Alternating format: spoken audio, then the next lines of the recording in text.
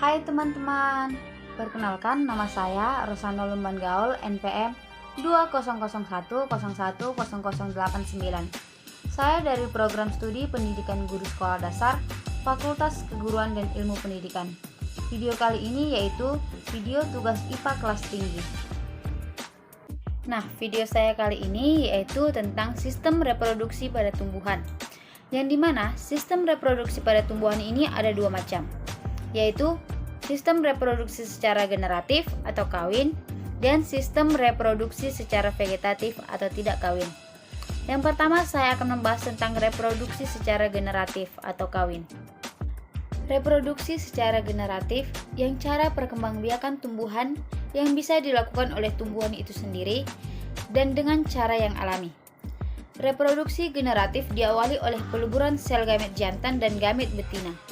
Gamet adalah sel reproduksi oleh organisme untuk tujuan reproduksi seksual. Pada tumbuhan tingkat tinggi diawali dengan proses penyerbukan dan persarian. Alat reproduksi pada tumbuhan tingkat tinggi ada dua, yakni berupa strobilus pada tumbuhan biji terbuka dan berupa bunga pada tumbuhan biji tertutup. Terbentuknya individu baru didahului dengan meluburnya dua gamet. Proses peluburan gamet jantan dan betina ini membentuk zigot dan disebut pembuahan atau fertilisasi. Pada tumbuhan berbiji, gamet jantan atau sperma dihasilkan oleh alat perkembangbiakan jantan yang disebut benang sari. Pada tumbuhan terdapat kepala sari yang di dalamnya ada serbuk sari. Serbuk sari tersebut mengandung sel kelamin jantan. Pada bagian sel kelamin betina terdapat putik yang terdiri dari kepala putik, tangkai putik, dan bakal buah. Sedangkan pelopak bunga dan mahkota bunga berperan sebagai alat perhiasan untuk menarik serangga yang membantu penyerbukan. Putik sendiri memiliki arti. Putik adalah perkembangbiakan betina yang biasanya terletak pada lingkaran terdalam dari bunga dan dikelilingi oleh benang sari. Bagian putik adalah kepala putik atau stigma, tangkai putik atau stilus, bakal buah atau ovarium, dan bakal biji atau ovolum. Di dalam bakal biji terdapat kantung lembaga yang berisi beberapa sel. Salah satu sel di antara kandungan lembaga adalah sel telur atau ovum yang intinya akan dibuahi oleh inti sperma. Benang sari merupakan alat perkembangbiakan jantan. Bagian-bagian pada benang sari yakni tangkai sari atau filamen dan kepala sari atau antera yang terdiri dari 4 kantong sari. Benang sari terbentuk di dalam kantong sari dan jika telah masuk, kepala sari pecah dan serbuk sari masuk keluar. Proses reproduksi generatif bisa terjadi oleh beberapa faktor, yakni yang pertama penyerbukan angin atau anemogami, kedua penyerbukan hewan atau gidiogami, ketiga penyerbukan serangga atau entomogami, keempat penyerbukan siput atau malakogami, kelima penyerbukan bunga atau ornitogami, keenam penyerbukan kelelawar atau chiropterogami, ketujuh penyerbukan manusia atau antropogami. 2. Sistem reproduksi vegetatif, di mana sistem reproduksi vegetatif dibagi menjadi dua, yakni yang pertama vegetatif alami.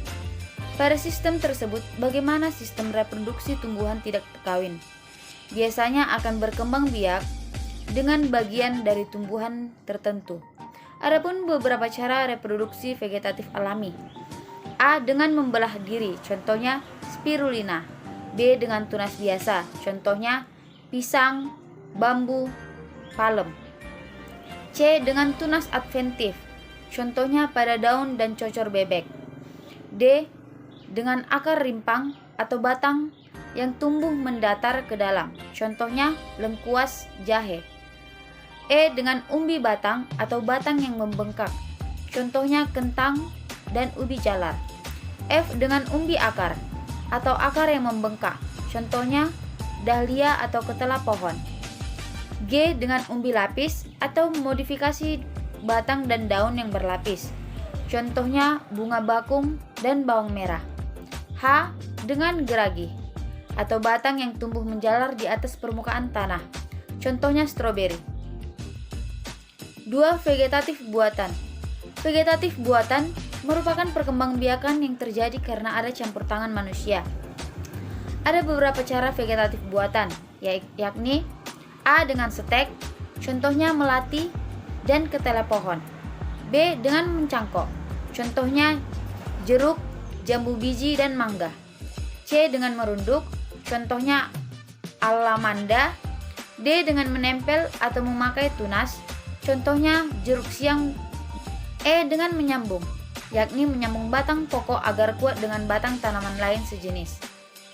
F. dengan kultur jaringan, memperbanyak tanaman dengan mengupayakan sel meristem berklorofil menjadi calon individu baru.